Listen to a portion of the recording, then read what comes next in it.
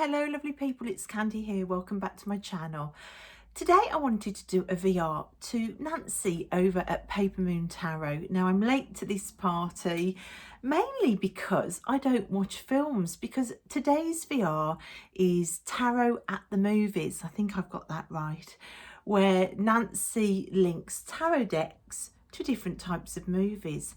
Now, I'm not a TV watcher. I've watched very few movies, but this last month I treated the kids to a DVD projector for the garden and a pull down screen, so we've got like a mini cinema for them to watch films in the hot tub. And I got a DVD haul from the charity shop, and it's kind of been inspiring us to watch some movies. Now, my taste in movies is I think it stopped at about 6 years old, to be absolutely honest. When this tag first came out, I did wonder whether I could take part, but I love Nancy's channel. I just really wanted to join in. So I thought about all the movies I've watched over the years, the movies I've loved, the movies I've watched with the kids, and I've decided I'm just going to do it. So category number 1 on Nancy's list is a romantic comedy. So a romantic comedy, the deck that's perfect for relationship readings. And there's only one romantic comedy that I've watched recently, and it's this one, Nativity. I watched this with the kids on Christmas Day and we absolutely loved it. It's an English teacher set in an English primary school who is given the job of hosting the nativity play, and it's a lost love comes back into his life. It's a good old English comedy. The deck for me that kind of sums up life in the real world, life where romance can come into play, is this one, the Lightseers. These beautiful backs. Mine is edged in black, and I just think it is one of those decks that is it just really speaks of interpersonal relationships, not necessarily romantic relationships, but just any relationship really. It's such a clear and really easy reader that speaks about the way we are as humans in this world and how we interact with each other. I think if anybody had a relationship question, this would be a deck that I would probably reach for, just because I think it is so clear and it does speak really clearly about interpersonal relationships and the human condition. I think human emotions are really clearly depicted in this deck. It is really centered, people-centered, people-centric. Not that other tarot decks aren't, of course, that goes without saying, but this is the deck I think of when I think of interpersonal relationships, or matters of emotion. The Lightseers Tarot by Chris Ann. The second category on Nancy's list is a bit more tricky for me. Category number 2 is horror. Edge of your seat deck that gives you chills, but in a good way. Now, for my viewing pleasure, horror never ever comes into it. I have a very overactive visual imagination that a horror film can destroy for years. I think I watched 5 minutes once of An American Werewolf in London, and I carried scissors in my handbag for the next 5 years because I was terrified. So I don't watch any horror at all. If it's supernatural horror, ghost horror, monsters, things jumping out of subways with orange balloons, you can count me out. So the closest I get to horror is action movies that have some gore in them. That would be my closest to horror. It has to be a really good story to get me watching anything with any violence in, and that violence can't be too graphic, otherwise I'm also out. So for me, a good story with mild gore and fighting. We've got the Hobbit series of films and the Lord of the Rings movies. This is as close to horror as I get. I'm giving it the horror category for the fighting and the battle scenes and some blood being spilt. And of course, the deck that goes with that is my Hobbit Tarot. This was one of my depth year treats. It was, I originally bought this deck for my daughter, who is absolutely obsessed with the Lord of the Rings and the Hobbit and all of those Tolkien books. I did a couple of readings for her with the deck and was completely amazed how well it read, and I loved it. And I realised it's getting harder and harder to actually find a copy of this, and the prices are beginning to go up. I think this might be the first deck that I've witnessed slowly going out of print. It's a US Games System deck, and I managed to snatch a second-hand copy a lot cheaper than some of them were going for, and it was unopened. So the Hobbit Tarot is my horror deck. These are the backs. Now this is a deck that uses characters and different aspects of the story to depict the cards, and I wouldn't have thought it would have been my type of deck at all, and I didn't know how good a reader it would be until I used, like I said, I used my daughter's deck for a reading, and I couldn't believe how fantastic it was. That Emperor card is one of my all-time favourite Emperor cards as well. That's my favourite card in the whole deck. It is really good to use and to read with. I was incredibly surprised, like I said, that it then sent me on a quest out to see if I could find it somewhere. You have some of the more scary creatures depicted, so I suppose that's your horror element coming in.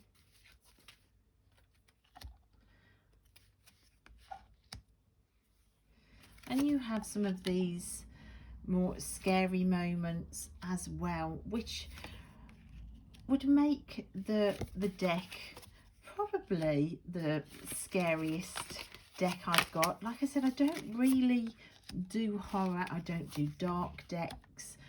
I just don't. I think my imagination is too visual and too intense to deal with it. I just can't deal with it. But this Hobbit Tarot I love. Category 3 is so much easier for me. My favourite animated movie. Now, I am an absolute lover of Disney and Pixar, all the animated movies. Like I said, my movie taste kind of stopped at about 6 or 7 years old. I just love animated movies, and of course I've got all the memories of watching them with the kids as well. And my all-time favourite, which is the most wondrous movie I think ever made, is Frozen. I love this movie. A world with ice maidens and strange scenery and ice castles and locks with sleighs being pulled and wolves chasing and mountain landscapes. Which deck summed that up for me? So I had a little think and I had a look through my decks, and for me the closest to it I felt was the Ellis deck. This is the 4th edition. Again, this was a deck that I managed to pick up as a bargain second hand, and I love it. For me, this sums up the feeling of Frozen. I am not sure whether it has been trimmed or whether it comes like this, but like I said, mine came at a bargain price second hand. This has a feel of fantastic worlds where different creatures abide, where there is magic in the air. There's snow in a lot of them. You've got mountain tops and princesses that don't quite look human. There is something different going on. It is definitely a deck that conjures up magic for me, and it does make me think of animated movies, strange landscapes where anything is possible. It's a real story time deck with fantasy and fable and fairy tale being a really strong element within it, and I love it. So that is the 4th edition Ellis deck. Category number 4 is the action movie. Nancy says the one that doesn't pull any punches. So a movie with loads of action, something that keeps you on the edge of your seat. It doesn't pull any punches at all. And for me, it's a Tinkerbell movie, believe it or not. Disney's Tinkerbell and the Legend of the Never Beast. Oh, this does not pull any punches. It's absolutely action-packed. They are trying to beat the storm. They are trying to work out what's going on with this creature that they think first is dangerous, then they realise it's not. It's got a ticking clock going, and at the very end it has a scene. If you don't cry at the final scene in this movie, I actually don't think you have a heart. The ending of this movie literally doesn't pull any punches. It rips your heart out physically. Action-packed. I know it's not what most people would think of as an action movie, but I think it is. I love it. All my kids love this movie. And for me, the deck that sums up the action movie of the Never Beast is the Dreams of Gaia Tarot. We have strange worlds, strange creatures, unusual legends discovered, action throughout, teams coming together. It takes you to a completely different world, but a world full of action and fantastical beasts. It had to be the Dreams of Gaia for this. It, of course, takes you to its own fantastical world full of creatures that look like they could fulfill legends, take on any action demanded of them. This is, this deck is just gorgeous. It is one of my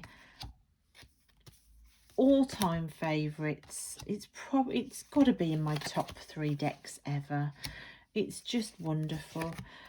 It is definitely a world that wouldn't be boring to live in. This would definitely be an action-packed world, I could imagine.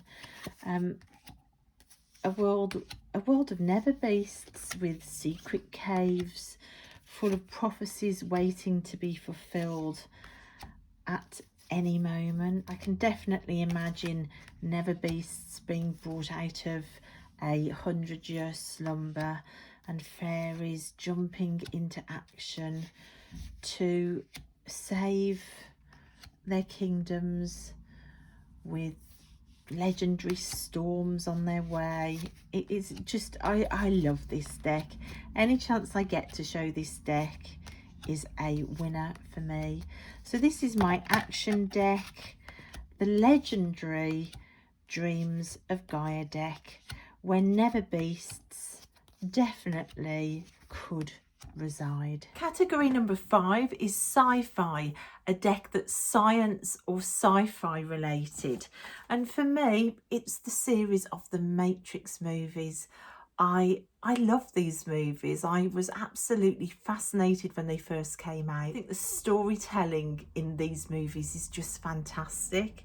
And for me, the sci-fi deck that links with this movie, for me, I was going to pull the Thoth because that kind of feels sci-fi a little bit. But I decided to go with my Tarot of the Spirit, namely because it has this overlay. So it's almost got like its own matrix to lay over the top of things.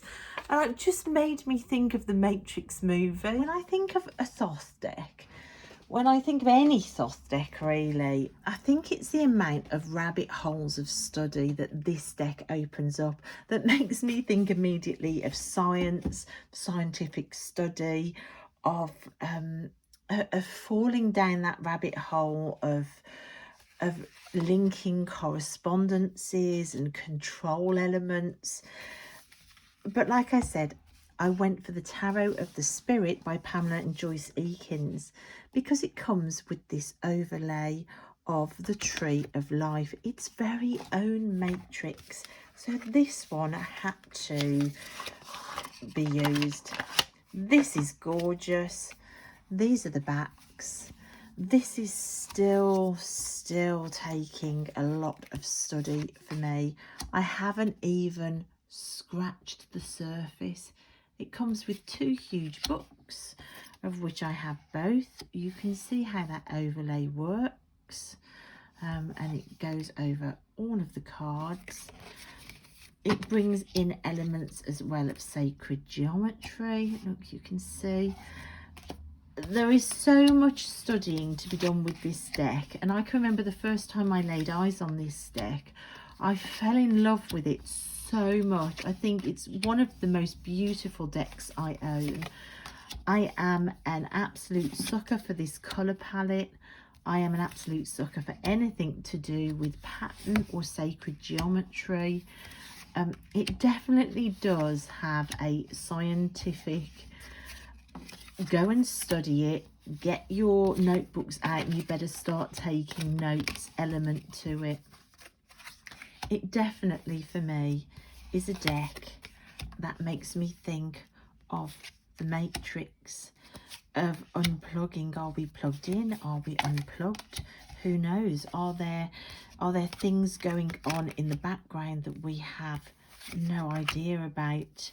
It makes me think of having a secret code where once I've unlocked the secrets, a whole new world of understanding will open up for me. The rabbit holes of learning that come with Thoth, the Thoth system, and decks like this for me just speak of that element of thinking that there's a hidden secret. If only you study that little bit more, it will be revealed to you. So for its matrix overlay and its rabbit holes of study, this deck, the Tarot of the Spirit, made it into my sci-fi position. Category number 6, another category that was much easier for me to do, fantasy movies. So the deck that takes you to another world. Well, what movies do I watch quite a bit that always take me without fail to another world? And for me, that could only be one series of movies which I love, the Barbie movies. I completely love all these movies. My kids grew up watching them with me. We sang the songs. We've watched them all countless times. I still watch them now. I've still put a Barbie movie on even without my kids in the house. And without doubt, these take you to other worlds every time. You've got worlds of princesses and pop stars. You've got fairy worlds. You've got fairy tale worlds. You've got worlds of legends. And of course, underwater worlds of mermaids. And of course, all of these worlds have talking pets, talking animals, talking kittens, talking puppies, talking seahorses. It's just a glorious trip into many fantasy worlds. So for me, for the Barbie movies, for the fantasy category, because the Barbie movies take you into so many worlds, I had to pick a few decks really. So for the fairy world, I've got my little the Fairy Tarot, tiny little mini deck Fairy Tarot that I have. It's super cute. These are the backs. It's so dinky and it's just so cute. And the cards are super cute. Super fantasy world. just about as fairy-ish as you can get. Fairy-ish, is that a word? I think it probably is. It's a deck that I haven't really used as yet. I don't know why. I'm looking at it and thinking, why am I not pulling this deck? It's absolutely gorgeous. I do think it comes in a bigger version, but for me, I just adored this little mini version. Don't have very many mini decks, but oh, how cute is this one? If you are going to do a mini deck, then this is the type. Then this is a good one, isn't it? You can see the miners are more pippish, but you still have a little scene at the bottom of all of the miners, and it's gorgeous. So that's how to be transported to a fairy fantasy world. For the underwater Mermaidia series, all the mermaids and the talking dolphins, of course, it's the Dame Darcy Mermaid Tarot. This came new to me this year.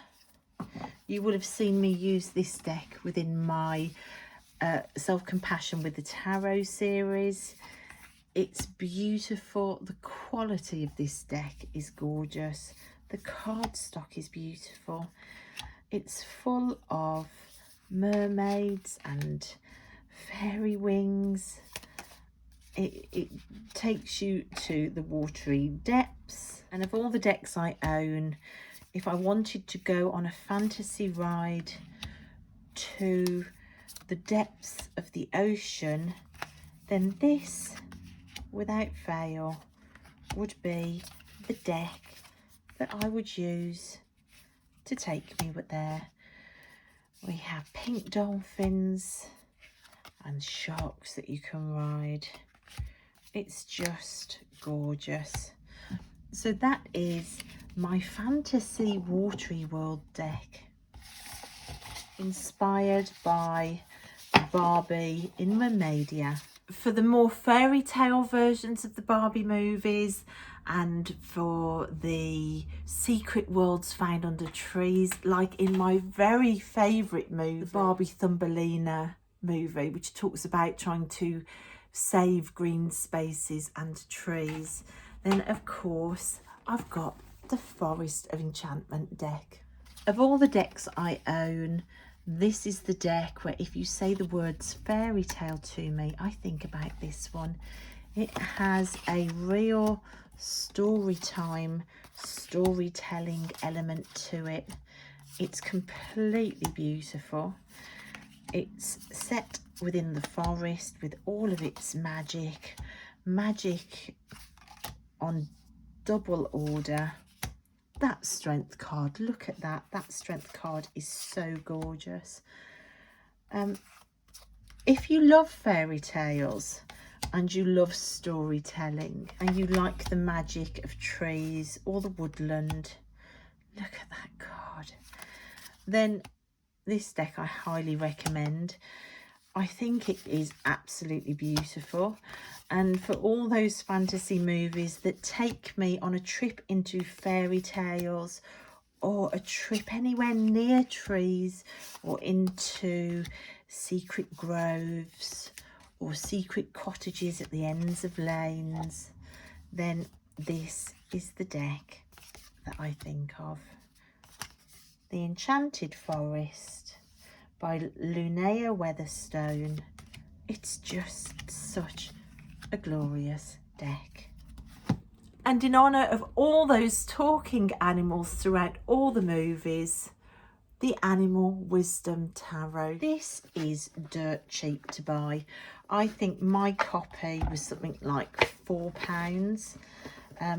And you would think with it being so cheap that it just might be one of those sideline decks you just get because, but don't let its naive drawing style and the fact it's a dirt cheap deck fool you into dismissing just how powerful this deck is. It does have a drawing style to match this movie really, but it is such an accurate, actually quite spookily accurate. And the readings I get from this deck, without fail, are so spot on and so accurate. It's been jaw-dropping on repeat. And I'm not the only person that's mentioned that. I think the last time I showed this deck and mentioned it, somebody else said, oh, I find exactly the same thing with that deck.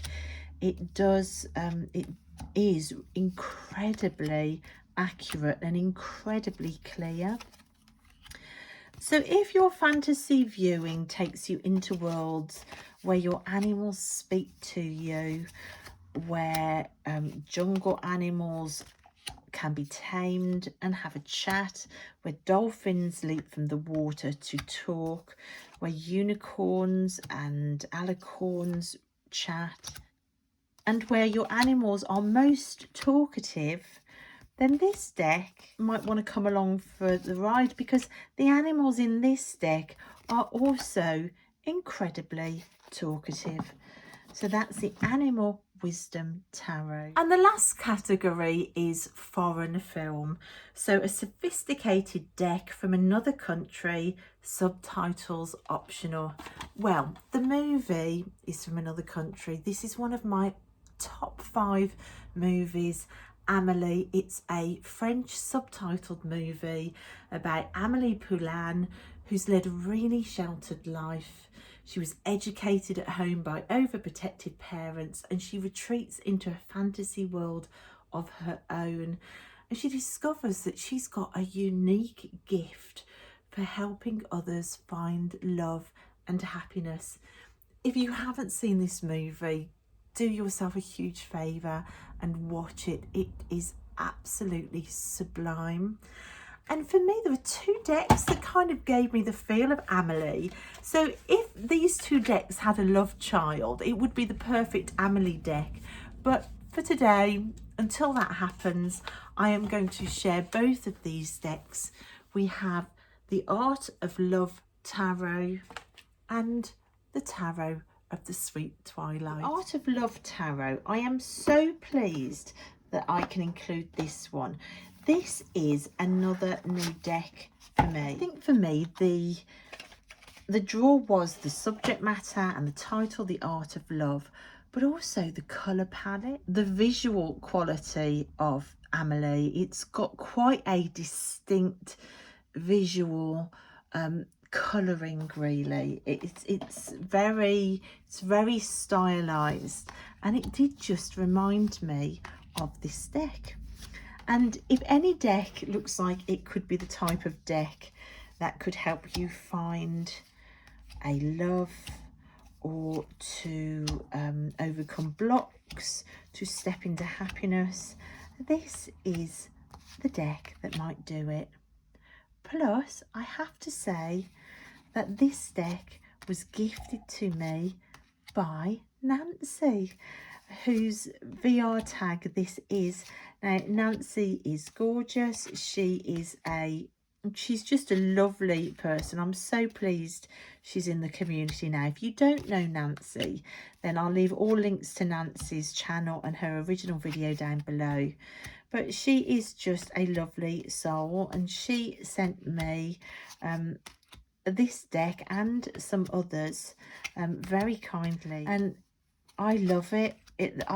It just reminds me of Amélie, and it's just so nice to get one of the decks that Nancy sent me into this tag. So Nancy, you know what that meant to me. I love it. I just think it's completely perfect to match the style of Amélie. And then the second Amélie deck, like I said, is Tarot of the Sweet Twilight. If you've been watching my channel for a while, you will know that this is probably my first soul deck.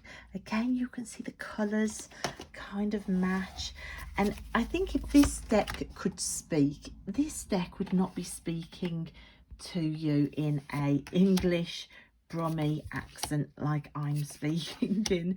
This deck, I think, may come with a French lilt to its voice.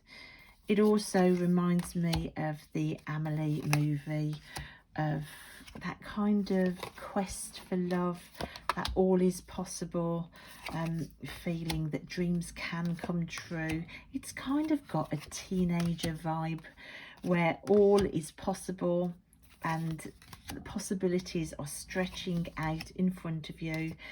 The colour scheme and the style of this, very similar to Amelie, kind of implies that there's nothing jaded yet about life and all still is possible.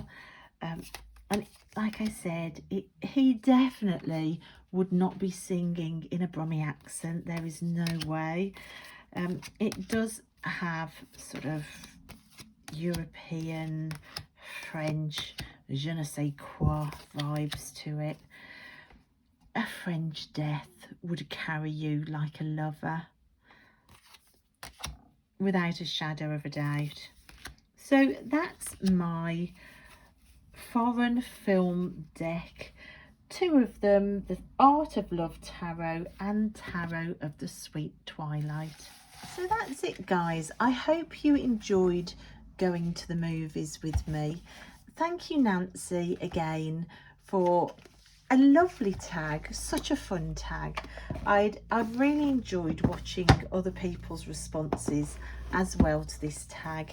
If you've not seen any of them yet, then I do strongly suggest that it's a fun watch to see what other people have picked.